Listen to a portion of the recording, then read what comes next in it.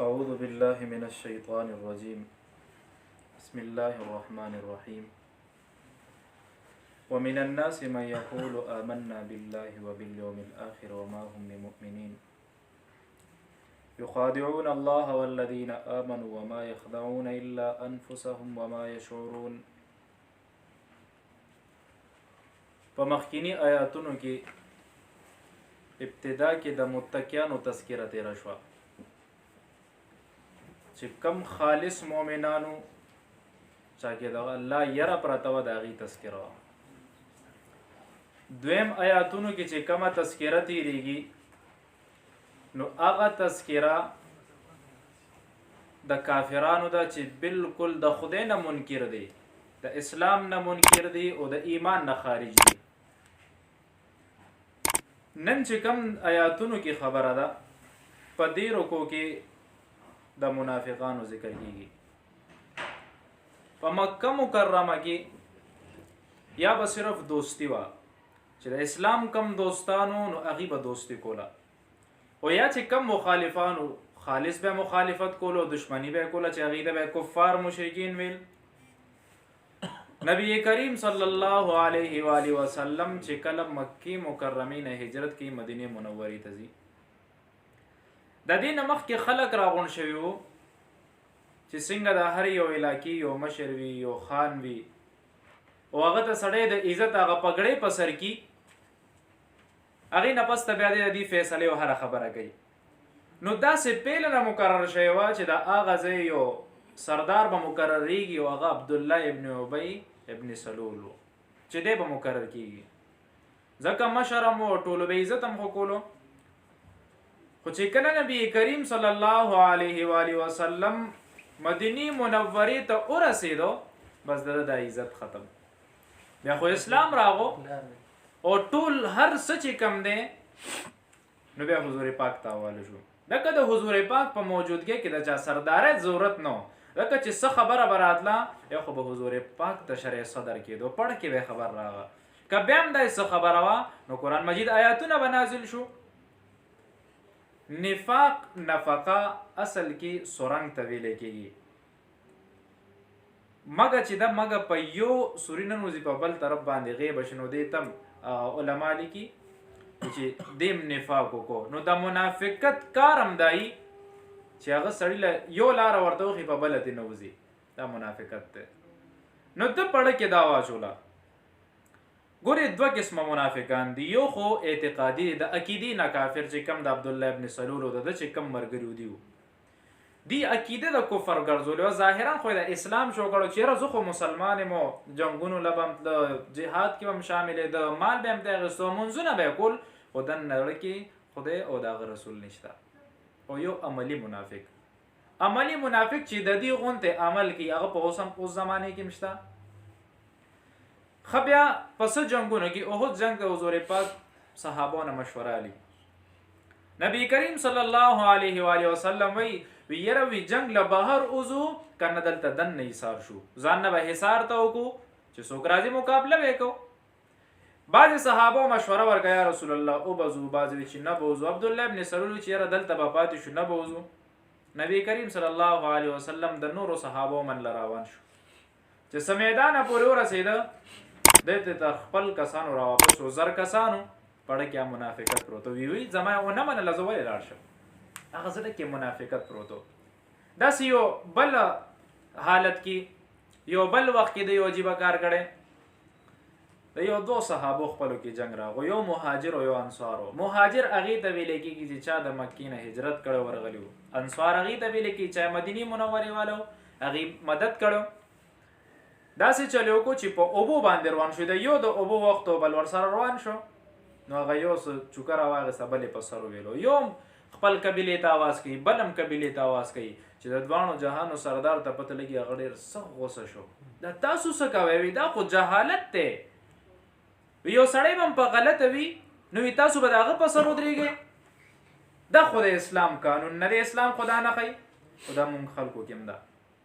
که چېرته زما ورور زما کشر زما مشر چاته بد رد وی نو زه به دا نه ګورم چې غلطي زما ده که هغه ده بس ورځم به د هغه په سر به بل سره انخلم هغه ته به بد راتلم که غلطي زما مې زه خپله ملامتیا نه منم نو دا یو د منافقت علامت دی نو داسې چل چې دی وکړو حضور پاک ورته وایي ان اکرمکم عند الله اتقاکم ستاسو دا خاندانونه چې کوم دي دا خو تش د پهچان دپاره دي تاسو کې بهترین سړی هغه دی چې کم خدای نه زیات تېرېږي ګورئ چې کم زیات متقي وي نو هغه الله ته ډېر نږدې دی دې کې عبدالله ابن ابی ابن سلول ته دا خبرې پته ولګېده دی وایي ما درته وي نو لیخرجن الاعز منها الازل وی چې دی به راځي دی به بار ځای نه راغلي دا خبرې کوي وی دا ذلیله خلک وکاږې زه پړه کې هغه نفاق را ظاهره شو دا یو صحابي واورېده زید ابن ارقم رضی الله تعالی عنه حضور پاک ته خبر ورسوله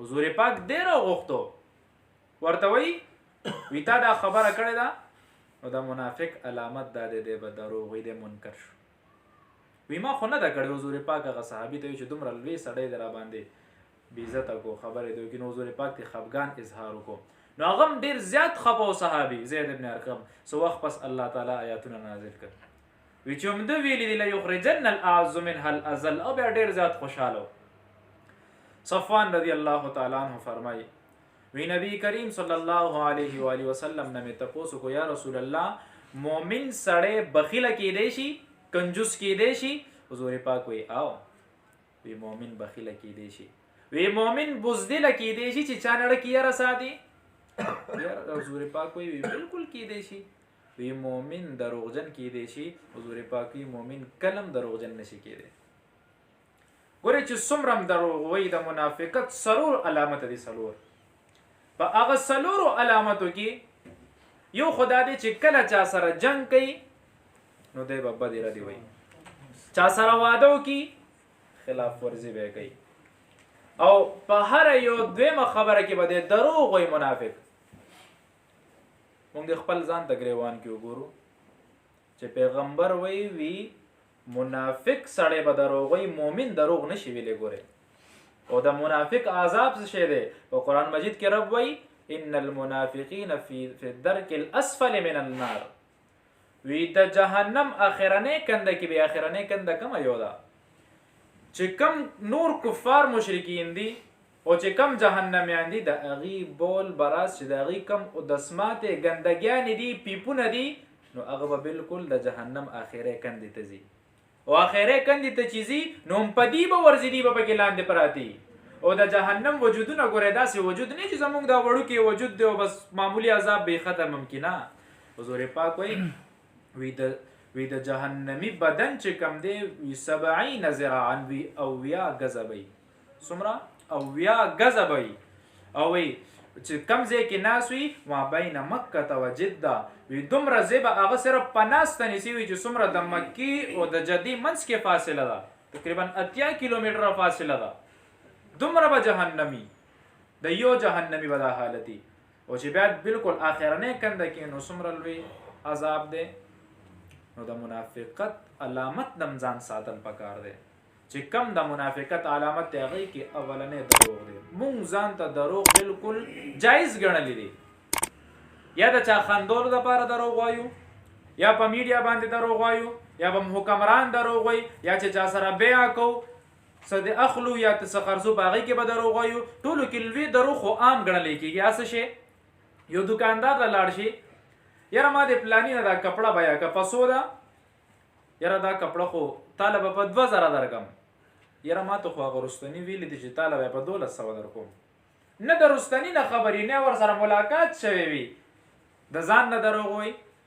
زمونږ ټولو معاملاتو کې دروغ دي او یاد وساتئ چې په دروغو کې بالکل کامیابي نشته کامیابي څه کې ده په رښتیا کې ده چې څومره رښتیا وي څوک خو دې وجلی نه شي په دروغو باندې څه به در سره وکړي چې و دې وي زړه به دې مطمئن وي خو چې دروغ دی وي یو دروغ پسې بل دروغ تړي هغې له به لار ګوري لار به صفا کېده که چې یو سړی دروغ وایي نو هغه دروغ صفا کېږي نه دومره زر او د رښتیو عجیبه کامیابي ده حضرت عمر رضی الله تعالی عنه د فارس یو بادشاه زوی ګیر کو او ډیر ناشنا بهادر و صحابه دومره فخر کولو چې دی ګیر شو دومره عجیبه و چې هغه له د جنګ هغه ټولې طریقې ورتلې چې څنګه به دا خلک ګیرو.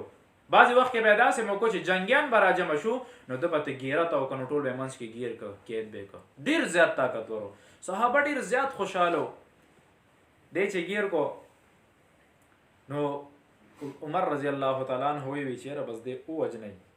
دې وجنې کیسه ختمه شي. دی ورته وي یاره ما پرېږده دولت به م درکړم آب و ورته هېڅ سم نه. عمر صاحب ته وایي اوبه راله راوړه. وی اوبه څکم اخري خواهش یې د اوبو و. اوبې وله راوړې. نو دې ټول رپېدو. د عمر صاحب عجیبه روب وګورئ.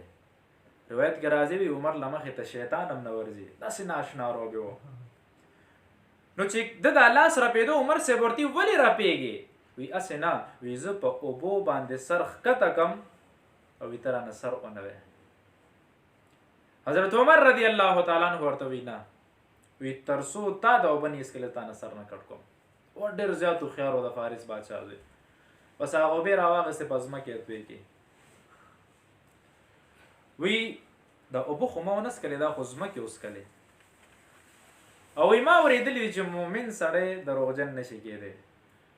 عمر صاحب صحابو ته یې پرېږدی او ورته وی ډېره په ګران هم نیولې دی در سره هیلې کوي پرېږدي بیا به ګیر شي. پرېښو. څنګه بهر لاړو غسل یې وکړو واپس راغی. کلمه راته ښایه. وی کلمه راته ووایه چې اسلام راوړم. وی دومره ښکلی دین.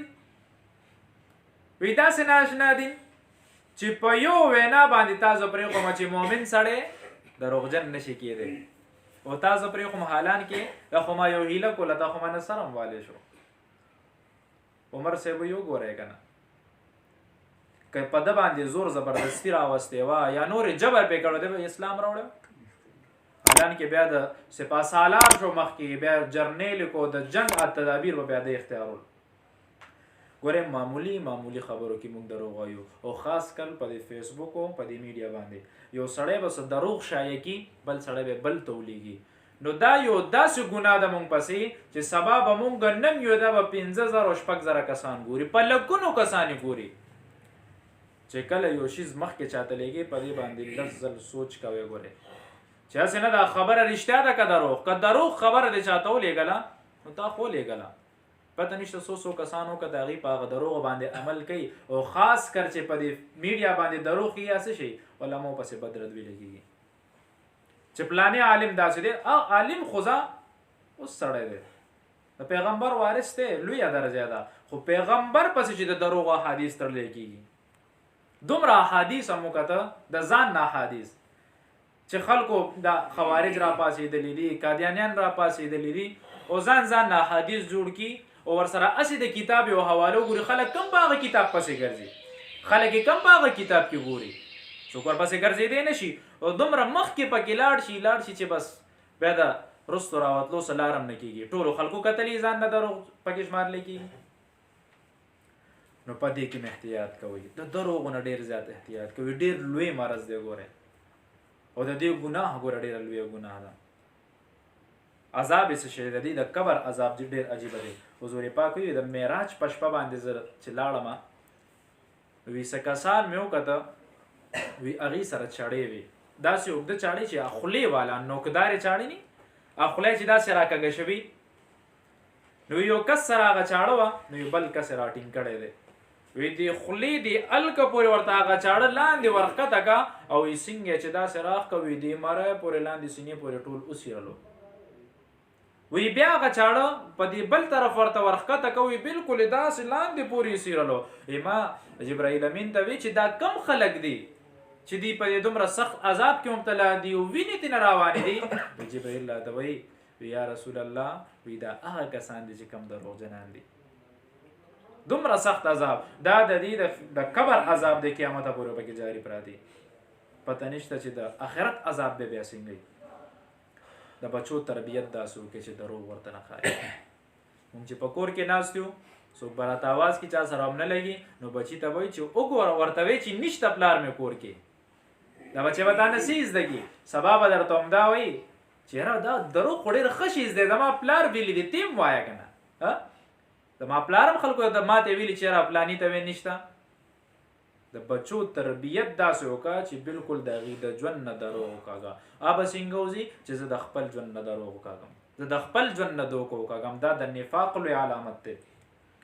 شیخ عبدالقادر جیلانی رحمت الله علیه سبق لذي سفر کوي نو مور ورته پیسې وګنډلې په جامو کې ویلار کې غله راځي بچی چې صدر ناري نو دا خو به در سره چې هلته ورسې سبق خو به پې ووایې څه وخت خو به دې پې تېر شي. سې ورته په کپړو کې وګنډلې، سې په دې کالر کې ورته وګنډلې. سفر له روان شو چې څنګه ځي مخکې شیخ عبدالقادر جیلانی رحمت الله علیه ډاکوان راغله چې کم ظاهرا پیسې واخلې ترې واخېستې نو ورته وایي نور در سره څه شته؟ نو ورته یو شته دی. وی کم دی؟ وی یاره وی دلته راته ګنډلې دي. وی کم دی؟ وی یاره دلته راته ګنډلې دي. وی یاره وی ته ډېر ساده نه وی دا مونږ ته څه پته وه که نه و دې خو راته بس مونږ به درنه تلو. او ورته ډېره عجیبه خبره کوي. ورته وی ساده نه یم، وی زه د دین د زده کړې دپاره روان یم او وی ما ته مور په ژوند کې یو خبره خولیده وی بچی دروغ به نه وی. وی تا راته وی چې شته نو ما څنګه دروغ ویلی وی؟ ډاکوانو مشر حیران دی. وی رب مونږ له رزق راکوي، مونږ هم د هغه خدای بندګان یو چې د کم خدای دا ماشوم بنده دی، دا ماشوم دروغ نه وي، صرف د مور د خولې لاج یې ساتلی دی. وی چې مور ورته بچی دروغ به نه وي. او مونږ ته هغه خدای په قرآن کې غټ غټ فرمایي، پیغمبر راته فرمایي چې دروغ به نه وایي، دروغ به نه وایي، د دروغو دا انجام دی. او مونږ بیا هم لګیا یو. او وی په هغه وخت کې توبه وویسته او وی د خدای لارې کې ووتو، صرف د ماشوم د رښتیا د ویلو د وجې نه. نو دا د منافقت ټولو کې لوی علامت دی چې منافق سړی به دروغ وایي. نو الله تعالی دلته فرمایي ومن الناس من یقول، او په خلکو کې بعض هغه خلک دي چې هغې دا وایي آمنا بالله چې ما ایمان راوړی دی په الله تعالی باندې، وبالیوم الاخر او د آخرت په ورځ د قیامت په ورځ مې ایمان وړی، وما هم بمؤمنین، او حال دا دی چې وایي خو صحیح خو دا مؤمنان نه دي. ولې مؤمنان نه دي؟ یخادعون الله والذین آمنوا، وی دا هغه خلک دي چې دی دوکه ورکي الله له او هغه خلکو له چې چا ایمان وړی دی. وما یخدعون الا انفسهم، حالانکې دا دوکه دی له نه ورکي، دا دی خپل ځان په دوکه کې اچولی دی. الا انفسهم وما یشعرون، خو حالانکې دي ته د دې خبرې شعور نشته، د دې خبرې پته ورته نشته. ځکه چې یو سړی وي ما بل سړي له دوکه ورکا نو خو خپل ځان له حقیقت کې دوکه ورکړې ده. بل سړي له څه دوکه ورکا؟ هغه به یا څه مالي نقصان شوی وي، معمولي دنیاوي نقصان به شوی وي، د ده خو اخروي نقصان وشو ځکه چې ابدي به هغه ژوند وي. د دنیا ژوند څومره دی؟ عارضي ژوند دی، یو څو ورځې دي. ګورې څومره مرګونه عام شوي دي. فجاءتن څوک یې هارټ اټیک ورته وشو، څوک یې سم دم روانو دا چل پې وشو، اکسیډنټ یې وشو. او چې کله دا وخت په خلکو باندې راشي چې دا زنې وتړلی شي، دا خپې راغونډې شي او یا دا روغتې په دې خپو باندې وځي، بیا ورته د خپل بد مخې ته کېږي چې چا سره مې څومره ظلم کړی دی، څومره دروغ مې ویلی دی، څومره منافقت مې کړی دی. خپل معاملات په دې ژوند کې د مرګ نه مخکې ختم کړئ. ګورئ چې چا حقونه در سره یې ورکړئ والا، چا سره هم زیاتې کړئ ورکړئ والا. یاد ساتئ ګورئ قیامت په ورځ باندې به که حقوق الله وي رب به درته معاف کړي، منځونه دې نه کړي، روجې دې نه نیولې رب به درته معاف کړي. دې معامله د رب سره ده، په نوافلو به درته بدل کړي. خو چې کم سړي نه د 1 روپۍ زیاته اخیستې ده، په دنیا کې دې ورسره زیاتې کړی دی، دا ګورې معاف کېدل نشته. دا به تا نه هم هلته تپوس کېږي. یو بادشاه مسلمانېږي د عمر صاحب په دور کې، څنګه مسلمان شو عمره کوله.